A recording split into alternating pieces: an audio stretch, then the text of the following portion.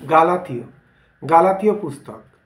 Paul তার দ্বিতীয় প্রচার অভিযানে গালাথীয় গ্রাম্য অঞ্চলে মণ্ডলী স্থাপন করেন। ব্যবস্থাবেত্তারা যারা পৌলকে অনুসরণ করেছিলেন তাদের মধ্যে কেউ কেউ মণ্ডলীতে ভুল শিক্ষা দিয়েছিলেন। তা হলো কাজের দ্বারা পরিত্রাণ লাভ।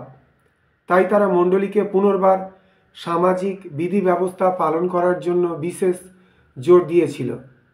কিন্তু পৌল তাদের বোঝাতে চেয়েছিলেন যে মানুষ নিজের চেষ্টায় ও ভালো কাজের ফল দ্বারা খ্রিস্টের সান্নিধ্য পেতে পারে না।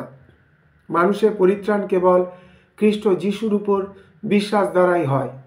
পৌল লোকেদের ওই ভ্রান্ত শিক্ষার পরিপ্রেক্ষিতে এই পত্র লেখা ভীষণ জরুরি বোধ করেছিলেন। 6 অধ্যায় 11 পদ। এই পত্রটি হলো খ্রিস্টের জীবনে স্বাধীনতার স্বীকারোক্তি। এখানে অনুগ্রহ, দয়া ও ব্যবস্থা পালন এদের মধ্যে দ্বন্দ্ব আনা হয়েছে। এই পত্রটি হলো একটা সুদৃঢ়, কঠোর ও জরুরি বার্তা। এখানে বিচার, স্তব, স্তুতি, ধন্যবাদ এই বিষয়গুলির উল্লেখ নেই, কারো নাম উল্লেখ নেই। এখানকার ভাবাবেগ বেশ গাম্ভীর্যপূর্ণ, তাই এটিকে যুদ্ধের পত্র বলা হয়। এই পত্রটি ছিল মার্টিন লুথারের প্রিয় বই।